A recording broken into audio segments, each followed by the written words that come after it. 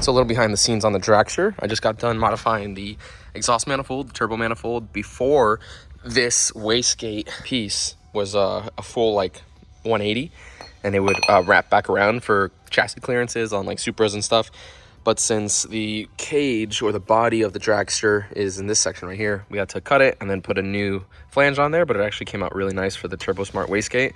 And this is a pretty small body anyway, so we weren't worried about the actual body of the wastegate touching the frame, and we have plenty of clearance there. It's also angled up directly so that once I make an up pipe for this exhaust on the back of the turbocharger, it'll kind of not merge, but they'll go up together and be real aesthetically pleasing.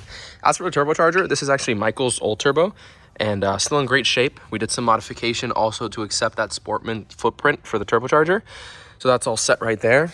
And then for the intake manifold, we're actually going to be running the OEM intake manifold. Since for what we're doing, it's not going to need anything crazy volume-wise, and the turbocharger's right there. Literally, the charge pipe will be one single pipe, no intercooler. We're going to go ahead and chop this front section of the throttle body. And then I have this cast 90-degree 3-inch elbow from Vibrant that I was going to use actually for my car, but comes in handy. We can just go ahead and kind of rotate this one up right here and then do another like soft curve off of it. And that should go almost right into the outlet of the turbocharger.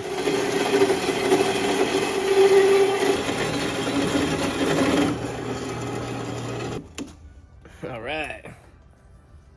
OEM, bing, pow. Oh, bop, bada bop, boom, pow. Oh! Check that out. I cut it at a slight angle to bring it up a little bit instead of being like this. Oh, dude, that's so then I hit this with like a 30, 45, something like that. And then this one just mint. The throttle body's a hair under the 3-inch, but I mean, nothing that a little fill can't fix. We'll be fine. Boom! So I'll give it a little cut like right here, just past the 45. Battle scars, baby. Battle scars. Do it like right here, and then if I have to cut more, I will.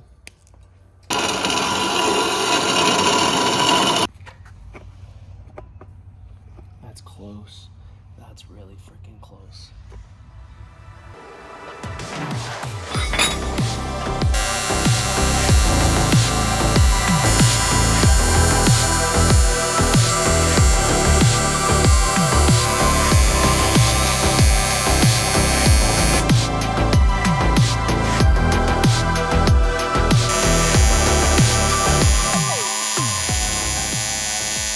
So one solid piece right there, directly off the compressor outlet. And then we'll have it go right to this 90-degree coupler. If I get it bolted on, it'll be a little more sturdy, but actually I'll go ahead and do that now since I need to mark exactly where on that 90 I'll end up welding to the throttle body.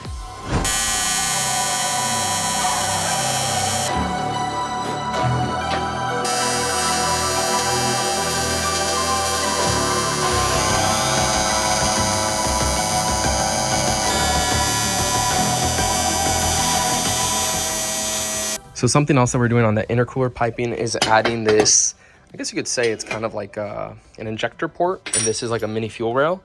This is gonna let us run 2 injectors in the charge pipe.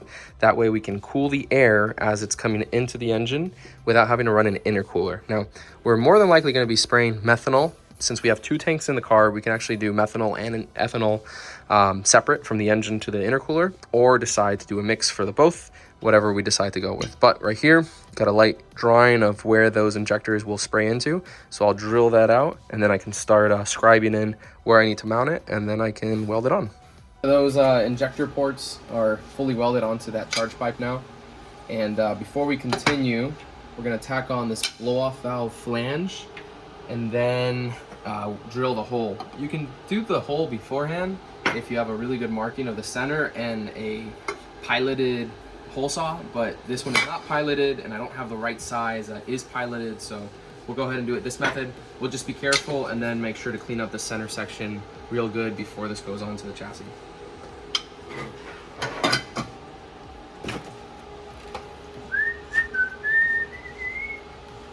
These are like golf clubs.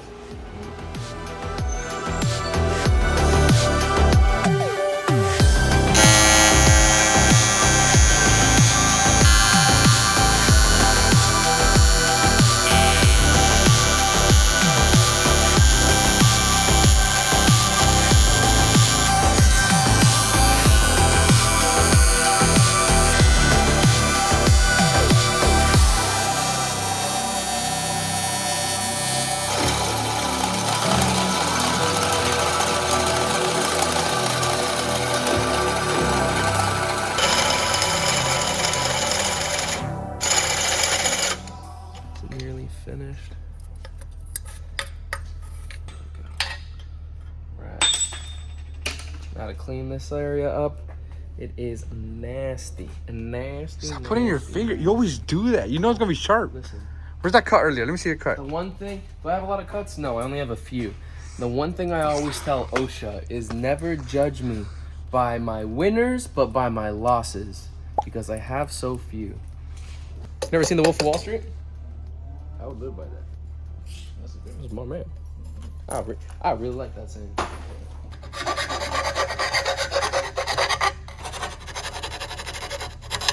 So this is like the end result. We just did a little reel for Instagram, but the serviceability on this thing is gonna be crazy. Right now, it doesn't have the coupler on, but if we wanted to, we could even do a Vangeon clamp and make it even easier. Essentially, the coupler will hold the main piping, and the easiest way to remove it will be by loosening this nut and then removing the pipe this way. But I don't know that we'll need to remove it as often, but if we do, it's going to be pretty simple. And when the coupler isn't on, it literally just comes right up, and it's one pipe. As for the wiring, Callan is going to be doing the rest of the wiring. He's already started on it, making the communication between the ECU master PMU 16 to the actual ECU master EMU black. That has all the stuff in the works. And then right off where the injectors will have their pigtails and wiring, he'll do 2 more to this top section right here to run the injector power and ground for the sprayer that goes into the charge pipe. So pretty cool stuff and pretty unique if you ask me. So here's today's work. Just got done with the up pipe, the actual pipe side. I still need to add in a wideband bung, basically an oxygen sensor bung. That'll be later today, but I wanted to get this all fitted up. It's a reused flange, so there were some sections that we kind of needed to fill in. You can see I have a pretty nice bead going on there, but then in this section, I really needed to fill in since, like I said, it was a used flange, and I needed to add a little more filler material in that section. And it still turned out okay, but not as nice and as tight as the other sections, like on the bottom side. Next, we're working on the wastegate up pipe, and I kind of wanted to go up with the down pipe, or up pipe for the exhaust. So now we're just kind of cutting up different angles to see what we can fit. Now, traditionally, you'd go into the center lip right there, but we want as much flow, even like that little millimeter extra. So we're gonna weld right on the butt, chamfer the edges, and hopefully it still gets a good weld, but a little bit larger diameter. That's a bit fast. A little bit larger diameter than what it typically would be. So right there. So the fabrication is pretty much done on the Dragster here. All I need to do next is to tie in those exhaust pipes. Those right there will obviously be removable on their own. And while we might take one off at a time for service or whatever, it's important to have them tied together, especially when it's V-band, so they don't rotate over time. But since the Dragster is looking pretty good, this morning I went ahead and welded something else up for the 4-door Integra. And it's also going to be used on the engine dyno here shortly. So right here is my big tube header. This is that Jackspania header that we've been running for over a year now. We haven't had any cracks and it flows really good. But the one thing that we need for the engine dyno when we go to put on that built engine is some EGT bungs. So got these welded up, equal distance from the flange and the right placement for the probes to go into the header itself. And once we get the K24 onto the engine dyno, we can actually monitor the EGTs so that we can better tune it, especially on some spicy fuel, to try to see what happens.